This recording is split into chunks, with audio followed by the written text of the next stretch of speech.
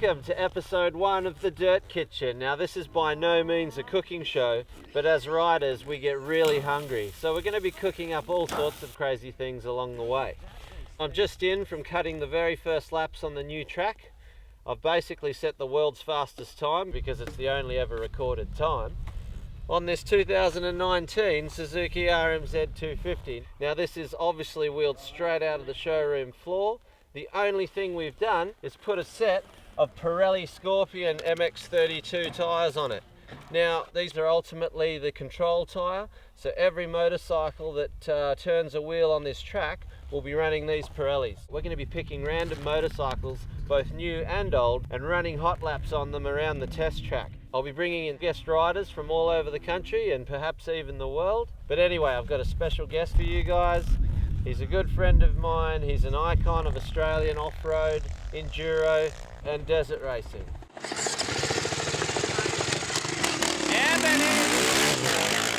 Welcome to the farm, mate. We're going to just throw you straight in the deep end here. You've got 2 laps warm up, get a good look at the track, and once that helmet camera goes on, it's on. You lay down your best time. Yeah, I'm pretty excited to be here actually. Like, I've watched a lot of videos over the last few years as you've built this place, so pumped at this opportunity, and we'll get out there and see what I can do on this little Suzuki.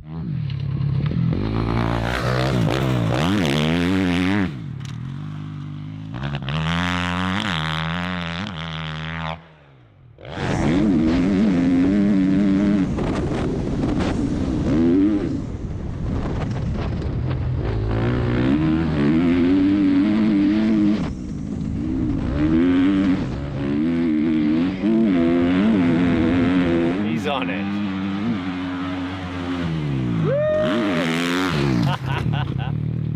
Man, used to look up to this guy before I knew him in the magazines and all the rest, and he's been winning everything as long as he's been riding bikes, and you know, we're mates now.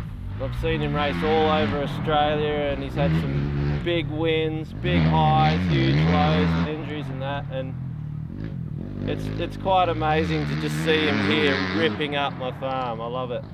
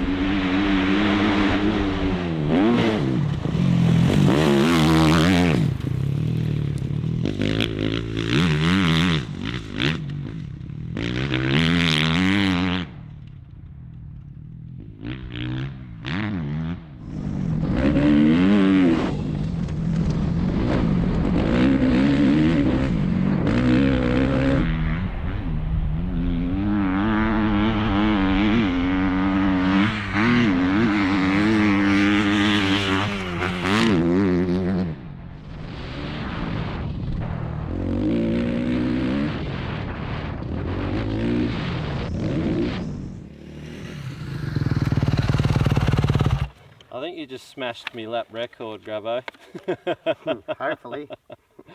No, looking good, mate, looking good. How easy is this thing to ride? Yeah, I had a ball. I gave it everything I had, but for just jumping on a new 250F motocrosser, I'm impressed. Like, it's so predictable straight up, isn't it? Eh? Yeah, that's the thing for me. It's really sure-footed. I had a really good feeling for what the front and the rear tyre was doing. And they feel quite long and stable, yet they turn unbelievably, don't they? They do. They've nailed that recipe. No, and it's been for a long time. Like, it goes back to, I think, 1992 for me. My first Australian title was won on an RM80. Wow. And it's a trait that they had back then. Like, They've kept it Yeah. throughout all their models. Yeah, you like think? turn like a demon, and Yeah, wow. and this thing's no different. Once you're revving it and you're on it, it hauls ass, doesn't it? It's not like it's underpowered once you're moving. Definitely, like mid-range to top end is where it shines. Obviously, there's pros out there that do use more power. Yeah, exactly. But like when I'm not racing full time and that, this thing's more than enough. I so. know, and like it makes me feel like I can still ride. Yeah, Feel well, that's quite why fast. I did a few corners where I nailed them perfect. Yeah. And then like, oh yeah, maybe I should race again or whatever. Yeah, you get excited, don't you? Has having kids and the injuries you've had changed your whole direction with racing? It has. Like, I'm not gonna lie and say it hasn't. Like, it has. Like the first, what I class as my biggest main injury, breaking me back. Yeah. In 2012 at Condo Rally, it definitely changed things. Like, I always knew racing rallies and stuff when it's what I class as a little bit uncontrolled. I knew that one day there's a chance I'll hit something big, and it did. It happened. So Yeah. so I try to I shy away from races like that a little bit these days. Like if it's not in a closed sort of track, Yeah. or if I know the cars haven't raced through or something, I'm not real keen on it. Just for the fact of I know what can happen, and the fact I've got two little boys now. Like I love coming home to them, and I don't doubt my ability on a motorbike. Like I still ride and don't think I'll do anything what I class as unsafe, but I try and stay away from events where I'm opening trails at 160 and dodging wildlife. So. Yeah. Gotcha. Grabbo, catch. Soldier up, mate. This is his first FINKE. He is the first King of the Desert that has never ridden the race before in 23 years. Since 1987 we haven't had a winner that hasn't ridden the event before. He's currently leading the Australian Off-Road Enduro Series and is the Australian 4-day Enduro Champion, a 22-year-old Toby Price.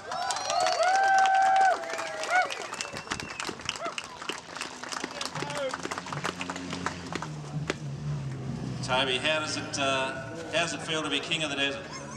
Oh yeah, it's awesome. I've got no words to describe it. He was always going to be like the biggest threat, the guy to knock you off your Desert King perch, wasn't he? Yeah, pretty much. Absolutely. Yeah. To me, two of the greatest FINKE battles that no one ever got to see was you and Toby. You never actually got to race each other to the finish. No. I recall a couple of years later, he always credited you as like the Desert King because he never actually got to fair and square beat you, because either you crashed out or broke the bike, or he did the same. Yeah, so basically we both broke our bikes at the point of having a showdown to race home from FINKE. So. Exactly, you never... Yeah, me and Grabbo were battling there for the first 30, 40 Ks, and old Grabbo's bike seemed to have a little bit more top end than mine, just on them big straights, and then he started pulling away and pulling a bit of a gap. And Really? Yeah, so I just like, cruising along, I just thought I'll try and make up my time in the whoops. I just thought, I'd be able to try and muscle my way through there a little bit better. And Toby's bike stopped in a similar area to yours last year. Yeah, that's it. That number one stopped again, but no, I'm really wrapped. Like the KTM's been running great for me. I've had a really good run down. Obviously had a little crash yesterday and the hands hurting a little bit today, but there was no dramas really. Give you times, 1:58.14 yesterday to put yourself in front, 2 hours 45 coming home today, 3 hours 58.59 for the round journey. How do you rate this one in the 4 wins you've had in this great race? It gets tougher every time. The boys are getting quicker and quicker. 3 minutes, 9 seconds is the world record, Grabbo. Let's see what you got. That actually is top gear up there. Yeah, there's nothing left, is there? When you hit that jump, flying. Okay, what do you got? 3:06, get 3 seconds. Lucky. You've just smoked me on my own track. That's it for episode 1 of The Dirt Kitchen, guys. And remember, if you like these episodes, don't forget to subscribe to my channel And in the comments section, you can name which rider and what bike you'd like to see in future episodes.